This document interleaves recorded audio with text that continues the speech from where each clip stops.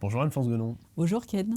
Vous êtes professeur de culture générale chez MyPrépa, agrégé et docteur ès lettres, professeur de culture générale en classe préparatoire ainsi qu'à Sciences Po, correctrice des épreuves de culture générale de la BCE. Vous rédigez chaque année un ouvrage de référence sur le thème de culture générale des prépas HEC et cette année encore, votre ouvrage sur le thème Aimer paraîtra chez Duno. Vous préparez tous les étudiants MyPrépa aux épreuves écrites et orales de culture générale, en particulier la redoutée épreuve d'oral d'HEC, qui est souvent peu, mal, si ce n'est pas du tout préparée par les différentes classes préparatoires. J'ai donc deux questions à vous poser. Pour les étudiants qui vont être admissibles à HEC, quel est votre conseil et comment préparez-vous les étudiants aux oraux d'HEC à MyPrépa? Mon conseil, pour commencer, c'est que les étudiants aient bien conscience que lorsqu'ils vont passer cet entretien, c'est un entretien de personnalité déguisé, puisque à HEC, il n'y a pas d'entretien de personnalité.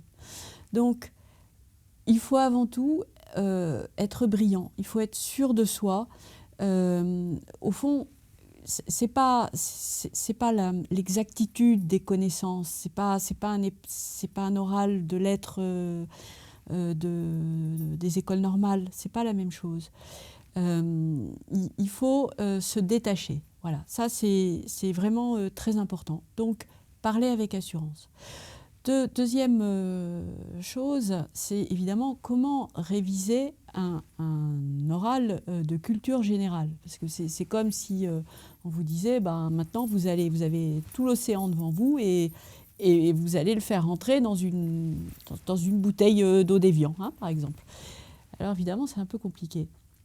Je crois que le plus efficace, c'est de prendre deux axes d'études. Par exemple, l'art et la politique, et de les étudier à fond. Alors à fond, c'est reprendre ses cours de terminale, s'ils étaient bien, reprendre ses cours de première année, c'est regarder sur Internet des sites où il y a des vrais cours de philosophie. Alors, pas les cours du type maphilo.com ou maphilocartable ou je ne sais pas quoi, parce que c'est pas là, on se trompe de niveau.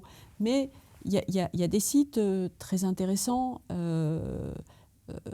Au hasard, je pourrais citer le site de Simone Malon, philologue, ou bien le site de Jacques Dariulla, où là, on a vraiment un contenu extrêmement riche et en même temps extrêmement ciblé. Alors, le site, par exemple, de Jacques Dariulla est essentiellement centré sur l'esthétique, mais il balise un nombre d'auteurs considérable. Et là aussi, on peut se faire sa bibliothèque. On peut prendre un ou deux auteurs par siècle. Il n'est pas obligé de prendre tous les auteurs, bien évidemment. Par exemple, Kant. On ne va pas lire tout Kant, hein, c'est absurde. Donc, on prend un texte. Et par contre, ce texte-là, on le connaît très bien. Alors, on peut prendre un texte un peu long. J'allais dire l'introduction à la critique de la raison pure, mais même là, c'est un texte qui est un peu difficile. Au fond, il faut prendre un texte avec son commentaire et puis s'en imprégner. Voilà. Ça, je crois que c'est important.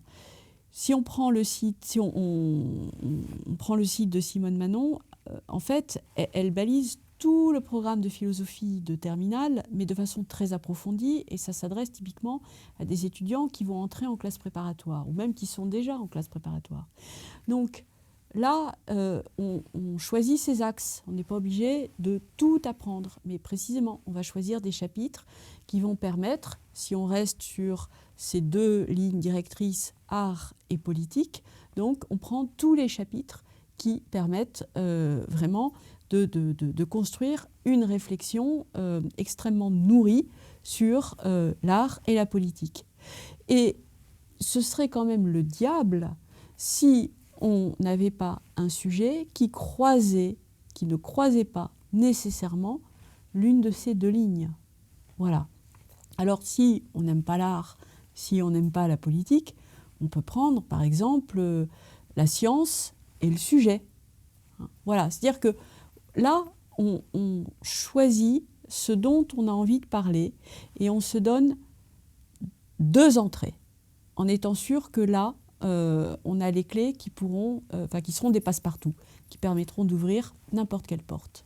D'accord, donc 2 axes issus du programme de première année.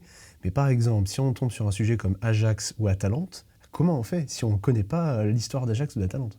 Alors, en plus, on ne tombe pas sur Ajax ou Atalante, mais on tombe sur Ajax et Atalante. Il y a les deux.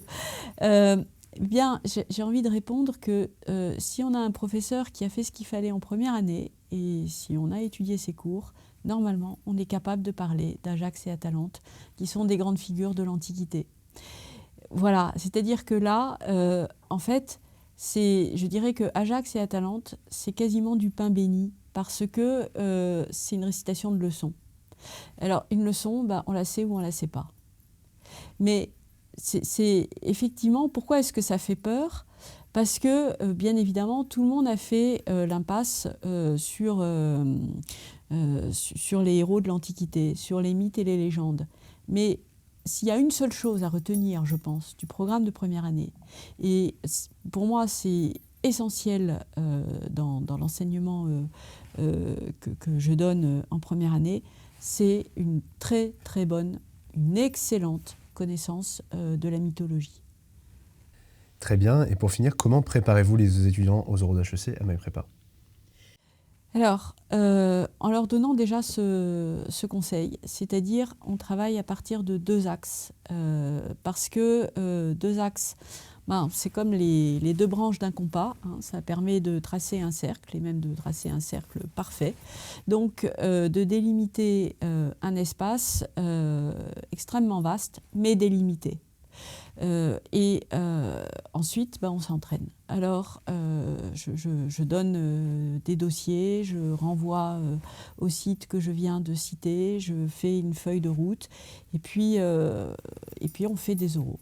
Et puis, il n'est pas interdit d'allumer un cierge à Sainte-Rita. Pour ne pas tomber sur Ajax et Atalante. Voilà, pour ne pas tomber sur Ajax et Atalante. Ou précisément pour tomber sur Ajax et Atalante. On l'a travaillé. Voilà. Merci beaucoup Anne-France Grenon.